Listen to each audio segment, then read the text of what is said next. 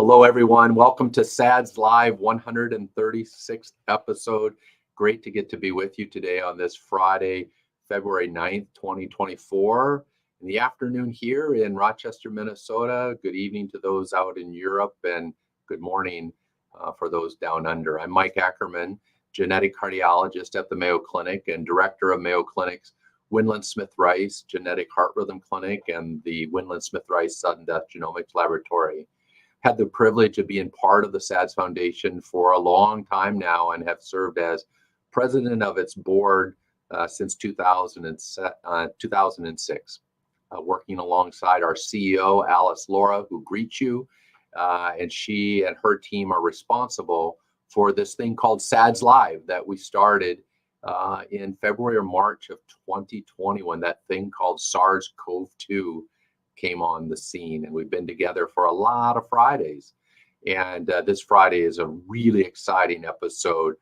I'm really looking forward to introducing you all to two dear friends of mine and really important and influential figures in the world of sports cardiology. And we are in February Heart Month.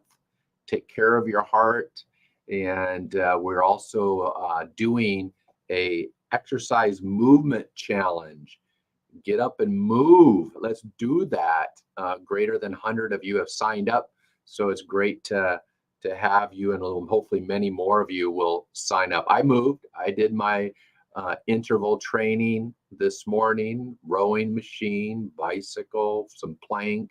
I used to call it HIIT, high intensity interval training, but my fitness fanatic son said, "Dad, you really can't call that HIIT. What you do, Dad, is at best MIT, moderate intensity." Not nice, was it? So anyway, let's all start moving and let's do that together. But without further ado, I'm going to have Aaron bring on two very special people, Dr. Kimberly Harmon from University of Washington and Dr. Jonathan Drezner. And Kim is professor at the University of Washington. She is the head physician for the UW Huskies men's football team, almost national champions. And that's why we weren't able to do this 2 weeks ago, because she was busy. She was there with her family at that game against, yes, University of Michigan and those champions. Now, one of our SADS board members is a crazy University of Michigan Wolverine fan, and so she's happy. Kim, not as much, but an amazing experience for University of Washington. Alongside Kim is John, and John is professor at the University of Washington also, and he is director for the University of Washington Center for Sports Cardiology. And as we were discussing offline, he is a sports medicine specialist by training, a family physician, and is probably the only director of a sports cardiology center who's not a cardiologist, which is pretty cool.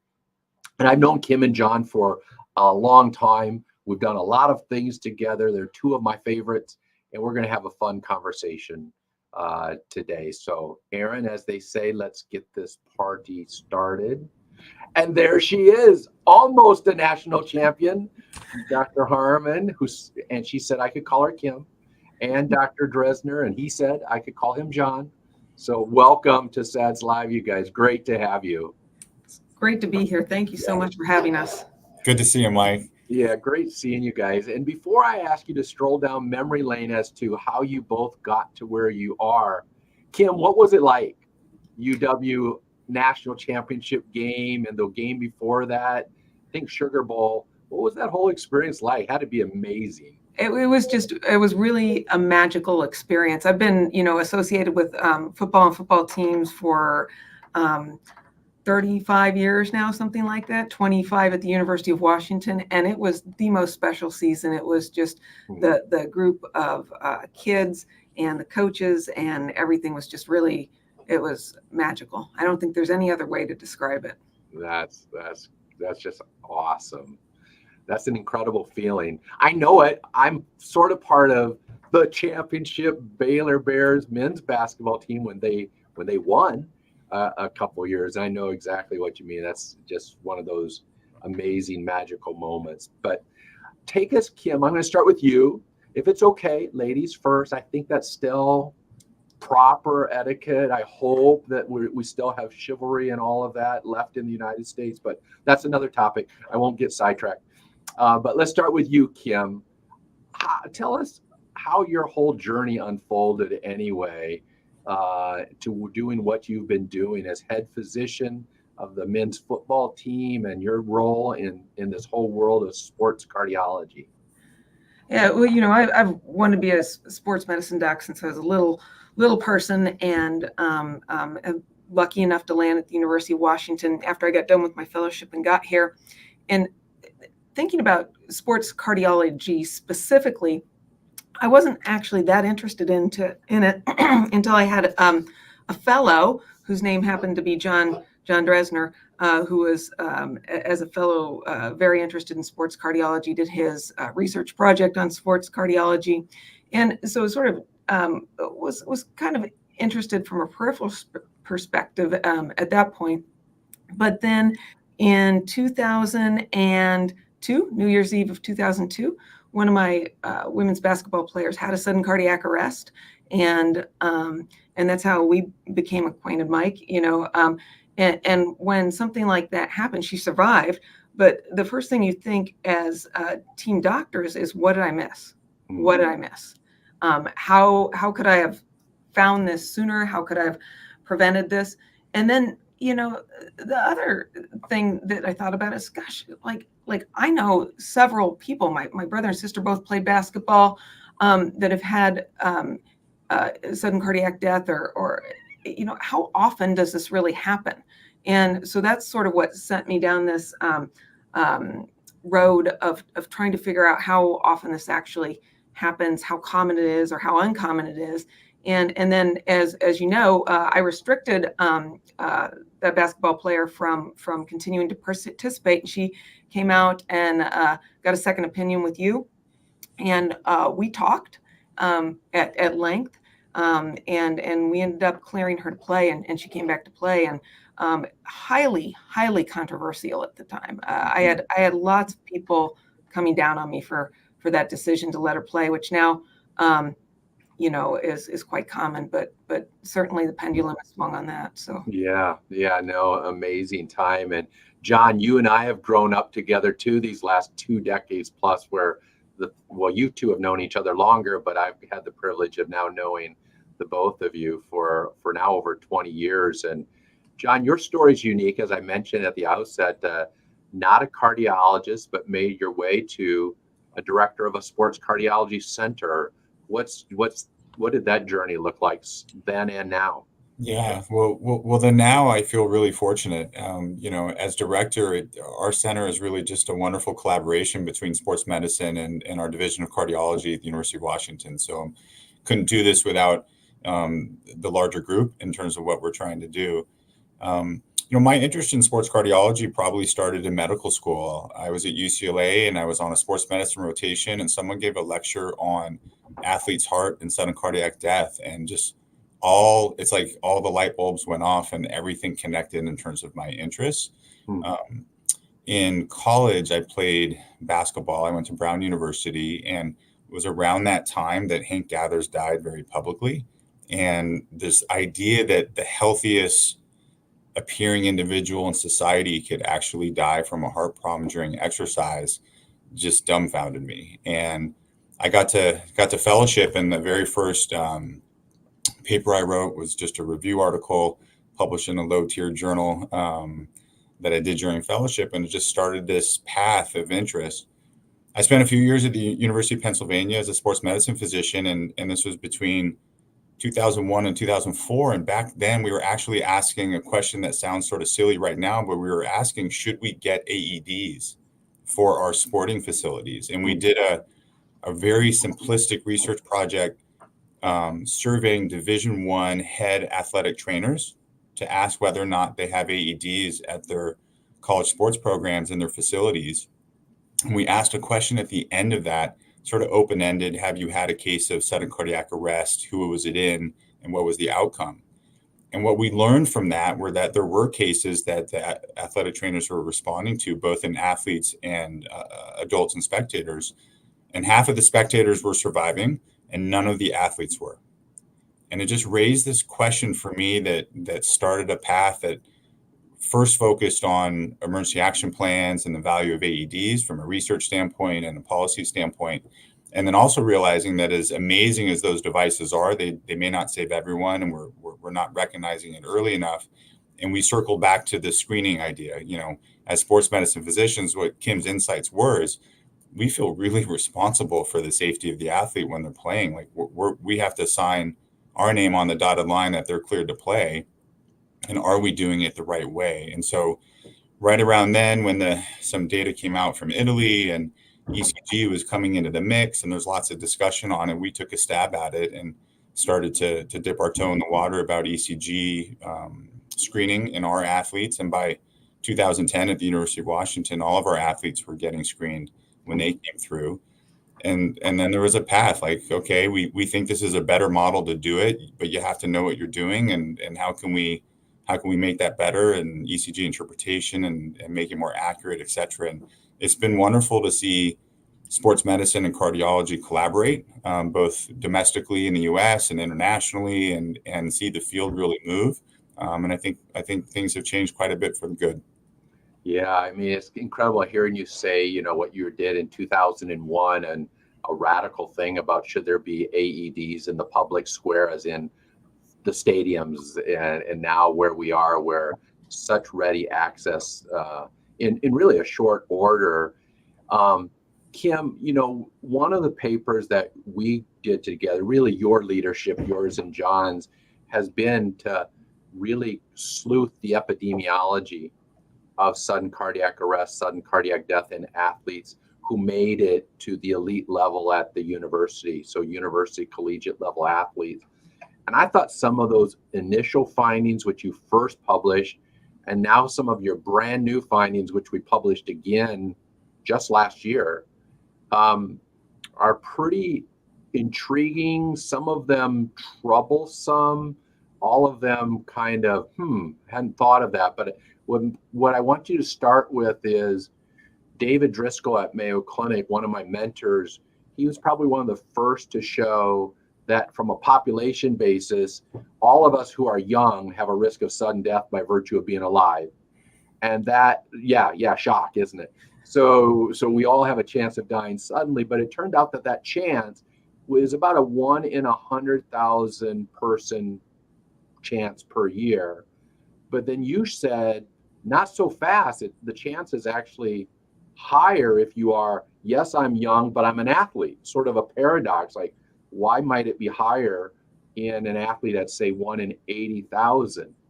But maybe talk about the highlight reel of that 1 in 80,000 number is not a one size fits all either. It depends on what kind of an athlete. Are you an athlete with testosterone, or are you an athlete with estrogen? Are you a man or are you a woman?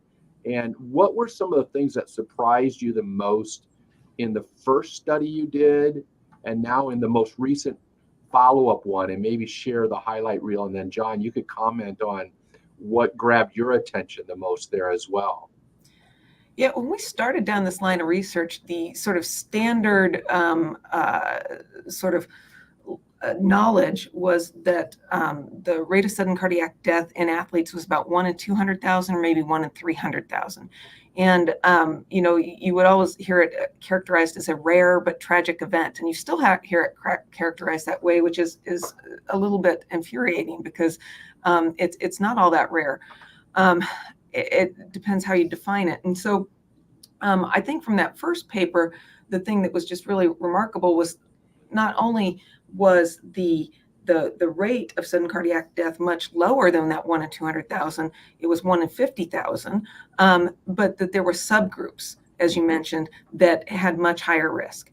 And those subgroups were male athletes, athletes that were Black or African American, and then athletes in certain sports. And the sports that had a high risk in that first paper were men's basketball, football and men's soccer. And John was actually one that suggested that we should look at it by sport, initially. And then over the years, so that first paper we published was just 5 years worth of data. The findings have really been relatively consistent over the last 20 years. And as you mentioned, just this past March, I think we, or I guess maybe November, I don't know, it's all running together. We published 20 years of that same database. And the rates of sudden cardiac death have been really relatively consistent, except statistically, they've come down over the last 10 years compared to the first 10 years. The last 10 years, the rate of sudden cardiac death has actually been lower. And this study isn't designed to sort of speak to the cause of that. We hypothesize that that's probably because of increased resuscitation and access to AEDs. Those of us that screen like to think that that has some sort of contribution to it as well, but we don't know. And part of that is because we're only getting the deaths in that paper, and a lot of the athletes that have arrest are now surviving, thanks to the work with emergency action plans. So I think that's really the highlight reel, and that the rate's much higher, particularly in some than initially thought, certainly than thought 20 years ago, and that there's some really high risk groups. Our men's basketball group has an overall risk in all divisions about 1 in 8,000 per year.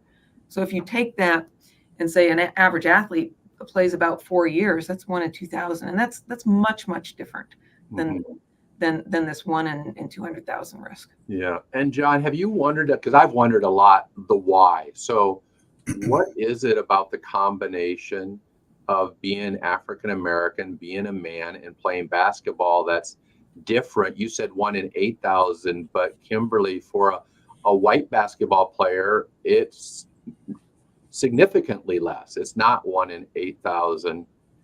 Well, it actually depends. So, it's if you remember that one of the things that came out in this particular chunk, and our numbers are relatively small, is that our Division I basketball players, which is what shows the highest risk, probably because that's the highest profile, and so we're catching more of those cases. The white basketball players in this particular cohort had a higher rate of sudden cardiac death than the black, just in that sort of subdivision. If you look at it overall, then that's not true. But basketball, men's basketball, and John, I jumped in there to talk, but you talk. Why men's basketball, John? I mean, there's bursting and there's sprinting in men's hockey, that pretty intense bursting nature of aerobic. Do you have thoughts on the why? Why is basketball higher? Yeah, it's a great question, Mike, and I don't think we have the answer right now. Basketball, like you said, it's not the only burst sport, stop start that will have that kind of cardiovascular stress, during exercise. And I think the answer lies in something that is probably multifactorial. And I do think that certain data sets get a majority of their cases from media reports. I think the NCAA sudden death, registry is slightly different because there's some volunteer reporting that the NCAA does through the resolutions list. So it's more standardized and probably more reliable over the last 20 years that Kim has done great work in. But we still get a lot of cases from media reports. And I think there is a clear bias to our high profile sports. Two sports alone in the US represent over half of the cases that we know about, and that's basketball and American football. Add soccer, and we have 2/3 of cases. And so there may be something there about a bias towards case ascertainment and what's being reported in the media, which makes me nervous. It makes me nervous that we're missing all sorts of cases in these lower profile sports, and we don't really understand the risk for that. Why is it occurring more in self-identified Black athletes, in the US? I don't know.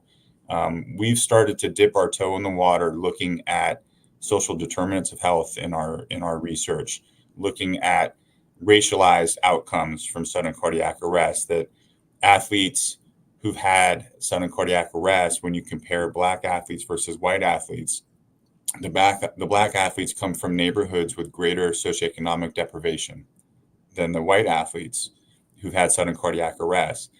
Now, that's not causal, that's more an association, but it raises questions for future research around, are they getting screened the same? Do they have the same access to care, the same family cascade screening that might be there to identify some of the genetic disorders, et cetera? So I think it's multifactorial. I don't really believe it's a biological difference in risk. I think it's multifactorial, both on the research side and our limitations that we don't have these mandatory databases, as well as maybe something around social determinants of health. I also just want to piggyback to how influential the NCA sudden cardiac death incidence data has been in the field. And Kim gets the credit for this because, I grew up in medical school hearing that number, right? 1 in 200,000, 1 in 250,000. When the initial ECG screening data from Italy came out, and they lowered the risk to basically 1 in 250,000, athletes per year, the leaders in the US said, well, why should we do anything different? That's already our risk. Why should we do anything different? So incidence is really the underpinning of how we screen. So fast forward, and in our data set, Kim's is sudden cardiac death only. When you add the survivors, we have a 4-year data set that we published. It was from 2014 to 2018, looking at all comers with SCA or SCD. And the highest risk group, male, college, Black basketball player, 1 in 2,000 risk per year. And so that's a far cry. And I do think it should motivate people. If you're a sports medicine physician and you take care of men's basketball and you're not doing more robust screening and thinking about it, I don't know how you are. I don't know how you come to that decision at this point, because now there's data from different registries showing the same thing. And so I do think that the incidence data has allowed us to stand behind trying to develop more intensive screening strategies, more of a risk-based approach, perhaps, if you don't have the resources to screen everyone, at least as a starting point. Right. And so we have incidents, we kind of know what the score is now. And you mentioned 20 years ago, the whole thing of the AED. And I thought one of your fascinating papers, John, was showing that not all hearts are equally rescuable from the AED, which that paper of yours prompted me to say, while 5 minutes might be plenty enough time for the channelopathic heart, it is way too late for a cardiomyopathic heart, especially if the cardiomyopathy is called a thick heart or hypertrophic cardiomyopathy. Was that pretty dramatic when you saw that, an AED to a hypertroph heart, that the chances aren't great in that paper, whereas if you have a normal heart and maybe just an electrical glitch like long QT, that kind of a heart is far more rescuable, even with 5 minutes, 10 minutes of downtime. Yeah. What's nice here, Mike, is that you allow us to talk about some of our early research where I actually think we got it wrong. And I think this is one of those areas. So the paper you're describing was a detailed sort of case series of only 9 college athletes who had SCA. And in that cohort, the only one of them survived, and the hypertrophic cardiomyopathy athletes did not survive. There were 4 of them, I think, of the 9. And what we learned from that is that there was a delay. There was a delay in recognition of the cardiac arrest. So the time between them collapsing to the time that someone actually pulls the lever and says, call 911, start chest compressions, get a defibrillator, was sometimes up to a few minutes. Right. And a few minutes is really the difference between life and death when you talk about a witnessed arrest. So fast forward to now, where our survival rate for exercise-related SCA is routinely over 80%. And I think that's etiology independent, meaning you can have a cardiomyopathy, and if you receive prompt, CPR and defibrillation within 2-3 minutes, your chance of survival is very high. This is a survivable event. There may be little details that come out, 4 or 5 minutes, 6 minutes. Is there a difference between a structurally normal heart and a really thick hypertroph heart? I don't know. I don't know that answer. I know that when I'm asked the question, is it more likely or not that an athlete with hypertrophic cardiomyopathy is going to survive if you defibrillate them within 5 minutes? The answer is absolutely yes. That's what our data shows in our time is critical, just like that. All of the ads, with the stroke commercials, time is the brain, and time with a heart attack and chest pain, time to get the door to balloon time to get that vessel open. And Sammy Viskin published a fascinating paper in Israel showing first responders pulling out the tongues and things like that. And that new message, right, of you need to assume that if you are down and you don't, our teaching and our emergency action plan for all of my athletes, and I've returned 800 athletes with known sudden death susceptibility lesions to their sport of choice, it's the same. If you're down and out for the count and you don't wake back up in 10 seconds, you must presume that it's a cardiac arrest. You must activate the chain of survival. And so we're not talking dinking around for minutes any longer. It's like the 10-second knockout count, and you're pulling that lever. And I think you're right. I think that's created the margin of rescue that the hypertroph heart needed, because there's no doubt it's hard. A hypertroph down and out for 5, 6, 7 minutes is a lot harder to defibrillate and rescue than a channelopathy heart. And so time is the message, right? That recommendation for assuming sudden cardiac arrest in an athlete who's collapsed and unresponsive is so important. And in 2007, we put out a consensus statement that sort of used the information we learned from that case series and interviewing athletic trainers who were there on site with their athletes, and made that recommendation. And it's interesting, the survival rates in 2006 at best were about 21% for exercise-related SCA in the youth. Fast forward, let's say, to 2018, where nationwide in a high school athlete with exercise-related SCA, our survival rate was 78%. It's a 256% improvement in survival. Wow. Over a couple of decades. And so, we know that AEDs work. We know this is a survivable event. We know that we can rescue these people if we're prepared. That doesn't mean we shouldn't be detecting these people early as well to lower risk even further and also prevent SCA from ever occurring. Along those lines, I mean, I think that a lot of times when an athlete does go down, the first thought in many people's mind is not sudden cardiac arrest. And then they, over half of them will have some seizure-like movement, some tonic-clonic movement when they go down, and people are like, oh, it's a seizure. It's not a seizure. You can put the pads on somebody. It's not going to go off if they're not in sudden cardiac arrest. And so I think sometimes you watch video of people not responding, not assuming that and you watch the athlete die there on the floor because in what was a treatable sudden cardiac arrest, or almost die, until somebody wakes up and gets an AED on them. And that's tragic in these days when there's an AED available and it's not recognized. Kim, I wonder your thoughts. I'm thinking back to when you said, when you and we did what you did with your athlete, the basketball player. That wasn't easy. 2001, 2002, whatever, a lot of flack, a lot of controversy. And now when I'm dealing with my athletes, I tell them in 2024, I get almost 100% of my high school athletes back on the team, clearing it with the school officials. I get about 100% of my Division II, Division III athletes back on at their school of choice. But it's still at the Division I university level, I would say it's been at best a 50-50 proposition, where I might clear them, support their return to play, and the university says, not on our campus. I don't care who that person is in the cornfields of Minnesota, not playing here. And you're a head physician for a D1 team.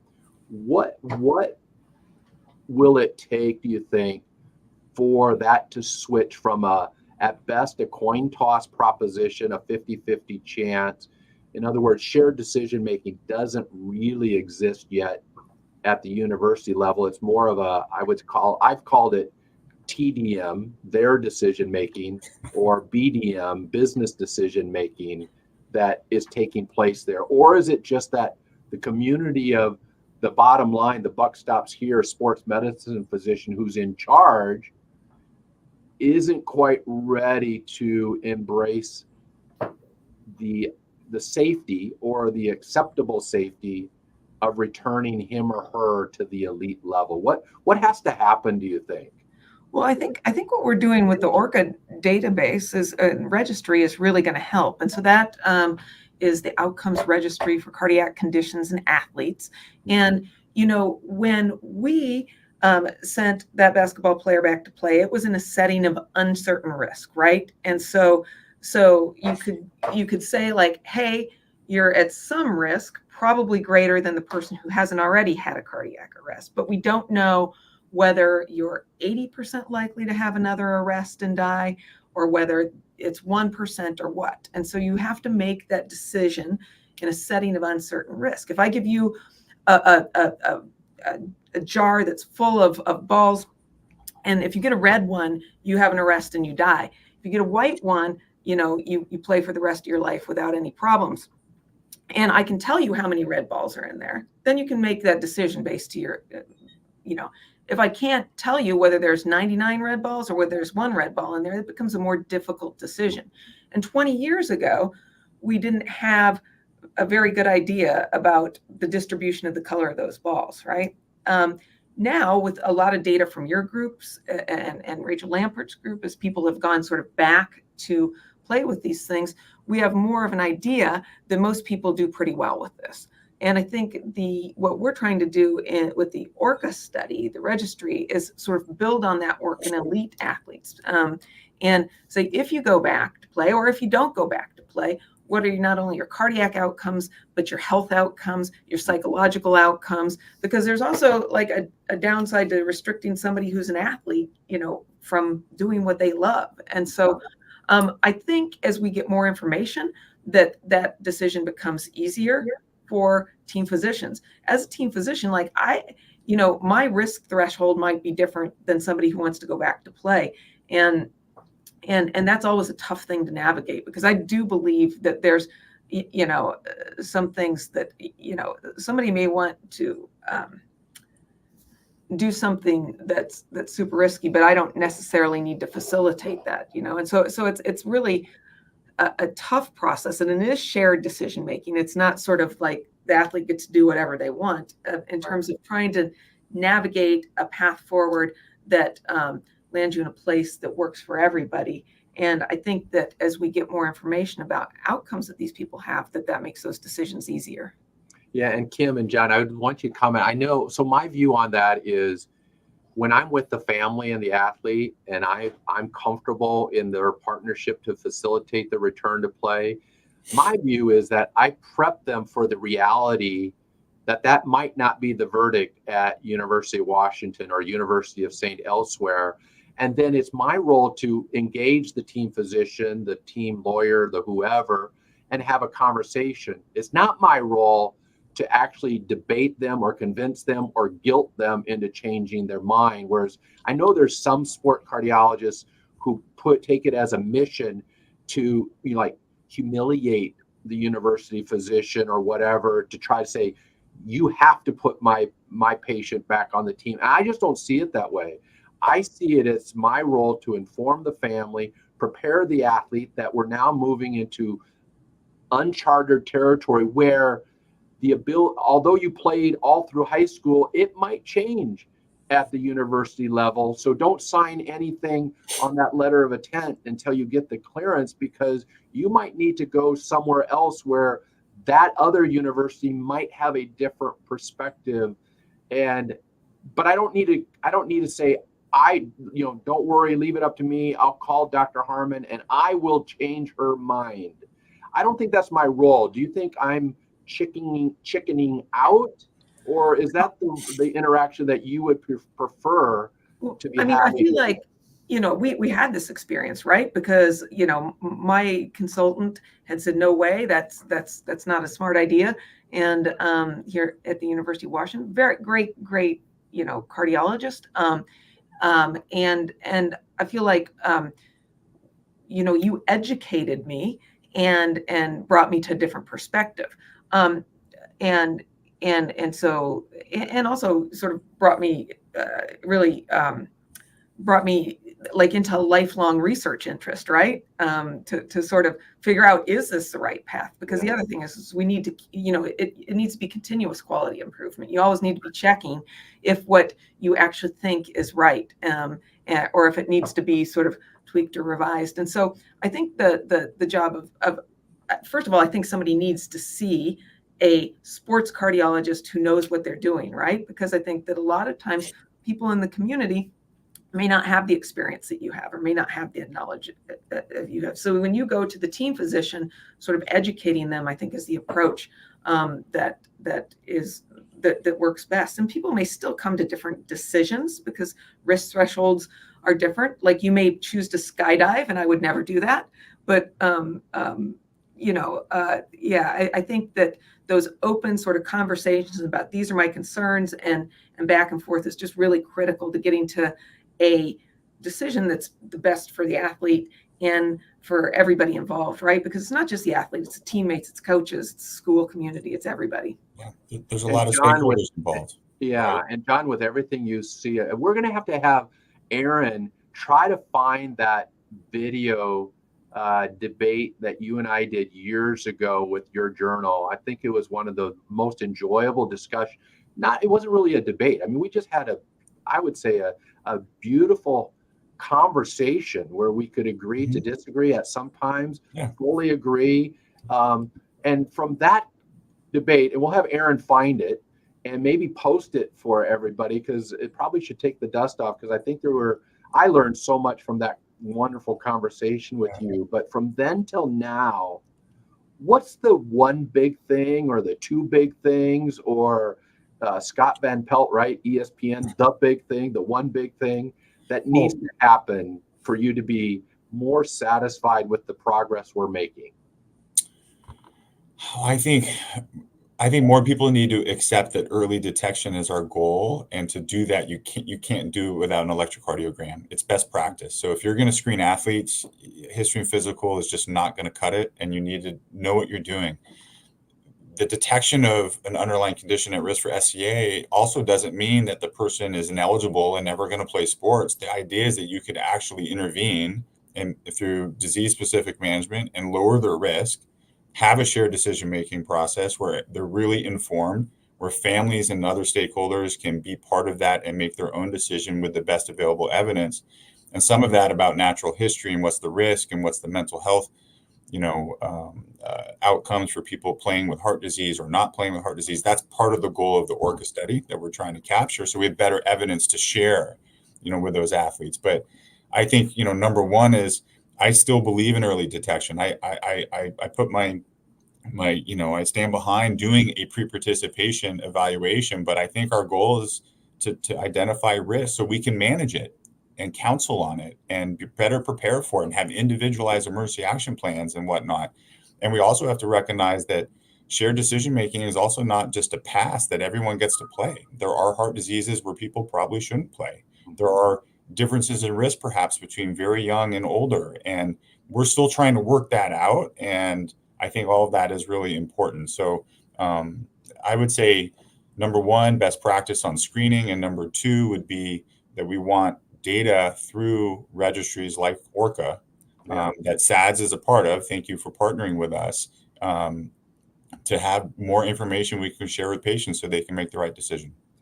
Yeah, I'm so excited with what you guys created with the ORCCA and delighted to be part of it, because I think, like you said, Kim, we got to know how many white balls and red balls are in there, and how survivable are lesions if you've been correctly diagnosed, correctly treated. And John, I'm on the same page. I know what many people won't realize is what you just said about we need to be doing an ECG just remains so incredibly controversial in AHA, American Heart Association. And my view is I'm all for it, as long as we have, if the strategy is screen, identify, disqualify, no interest to be part of that. If it's screen, identify, treat, keep potentially, then I'm all in. And then the next challenge I would have is, I know the basketball player is at higher risk than, say, perhaps the water polo player. But you're screening all athletes at University of Washington. And I think the next step is to say, yes, there might be a delta, but why are we screening only athletes? I want to find sudden cardiac arrest predisposing conditions in the artist, in the academic, in the chess player, every bit as much as I want to find it in the basketball player. And I think once that conversation moves to universal screening for the early detection rather than athlete only screening, that starts to help with what for me is a bit of an ethical sticking point of I love athletes, but what makes the athlete so special that we want to find HCM in him or her, but the band player during the halftime show, we can skip finding it in them. So Yep. I think that will be the next phase, don't you, of a measurable step of progress? Yeah, I mean, it has lots of issues that you have to dissect there. One is risk, and there is data that I think athlete populations, because exercise is a trigger and they're exposed to the risk, exercise more often, have higher incidence. But that doesn't mean that you don't want to find those heart conditions in people who don't exercise as much. And I would agree. I think it boils down to resources. Mike, in my clinic, I do an ECG on every kid who comes to see me for their ankle if they let me, and so it comes down to resources, infrastructure. Do you know how to look at an ECG? Do you have the cardiology resources around you to do the next steps? Right. And we're still growing that and can't even implement it in our highest risk groups yet. Right. Universally. So, but as that infrastructure grows, as technology grows, as we get AI interpretation, the instrument should be better and more widely used. That's great. Well, Kim and John, thanks so much for doing this. Can I have you back in about 12 to 18 months for an ORCCA update? Sure. Always happy to chat with you. Yeah, we'd love to. That'd be great. Well, have a wonderful weekend and see you everybody at SADS Live community on any social media platform in 2 weeks. There were some great questions that came in, and the whole 40 minutes in 2 weeks on February 23rd will be devoted to your great questions and my attempt to give reasonable answers. So until then, take care, everyone. Bye-bye.